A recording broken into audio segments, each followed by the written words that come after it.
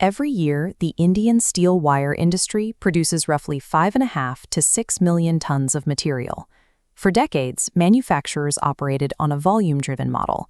The output was mostly commodity items, fencing wire and general binding wire, where companies competed on sheer scale and the lowest possible cost. But standard mass-produced wire fails under the demands of modern applications. End-use requirements are shifting, rendering these commodity products structurally inadequate for high-stress environments.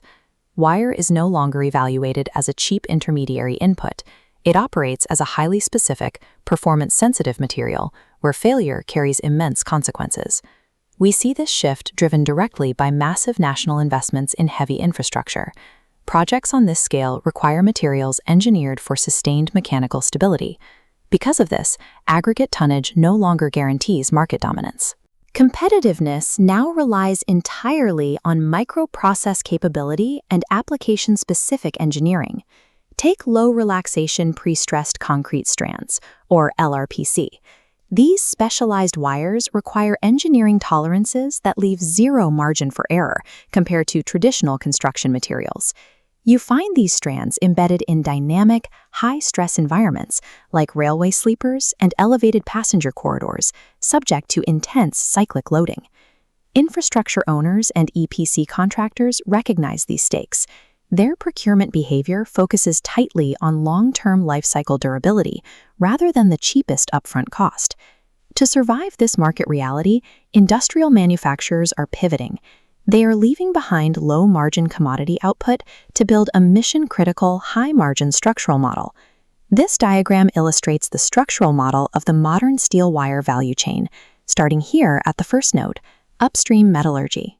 High performance at the end of the line is entirely bottlenecked by this initial raw input.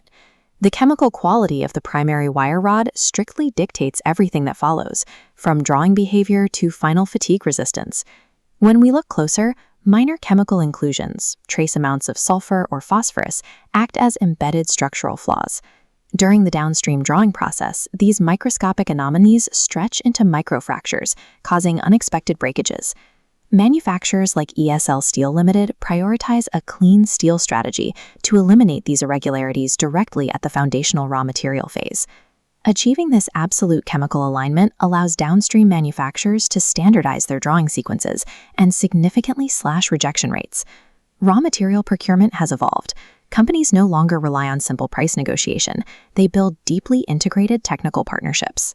True mechanical precision downstream remains physically impossible without absolute chemical consistency upstream. Moving past metallurgy, we enter the mechanical conversion phase, drawing and thermal control. The modern automotive and advanced engineering sectors require extreme dimensional precision and fatigue resistance to function safely. Components like vehicle suspension springs, fasteners, and transmission parts rely completely on this unyielding precision. This chart tracks dimensional variance. Traditional multi-pass wire drawing produces a wide, flat distribution, indicating inconsistent results across the production run.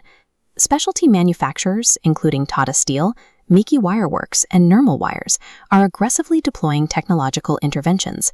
They employ AI inspection systems, automated drawing, and laser diameter control to eliminate statistical variance entirely. To further lock in that consistency for high-carbon products, they utilize thermal stabilization systems and acid-free descaling processes. Mukund Limited takes this exactness further, developing hundreds of application-specific alloy steel grades, engineered for strict operational tolerances. In mission-critical automotive and infrastructure applications, process variation is not an inefficiency, it is a direct failure state. The final node in the manufacturing value chain is the outer physical barrier, surface engineering. In heavy infrastructure, the economics of life cycle durability and long-term maintenance cycles heavily outweigh the initial price of raw materials. When exposed to aggressive, high humidity or coastal environments, conventional galvanized zinc layers quickly oxidize, bubble, and flake away. To counter this, the industry is adopting advanced zinc aluminum coating technologies. We see companies branding these specific protective matrices, such as Nirmal Wires' Nisnol and Systematic Group's Galvasys product ranges. These specialized coatings vastly extend the operational timeline of the wire, protecting the core under cyclic loading and corrosive conditions for decades. Critical national infrastructure directly relies on this extended life cycle, especially exposed, sprawling power transmission grids.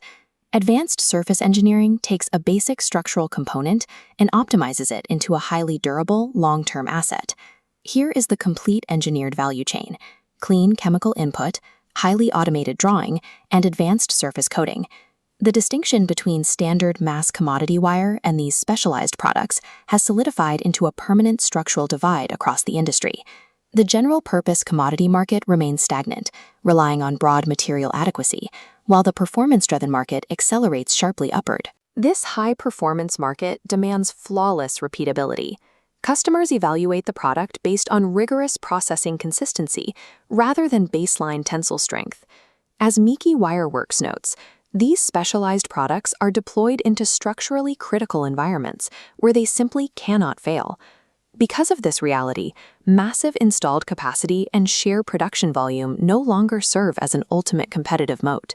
Procurement models across heavy industry, railways, and automotive sectors reward long-term reliability.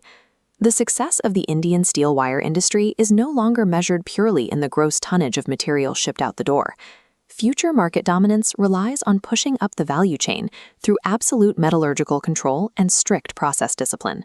The industry consensus holds that future growth belongs to organized, technology-driven manufacturers who successfully control variance. The evolution of steel wire proves that in the modern industrial landscape, process capability is the ultimate product.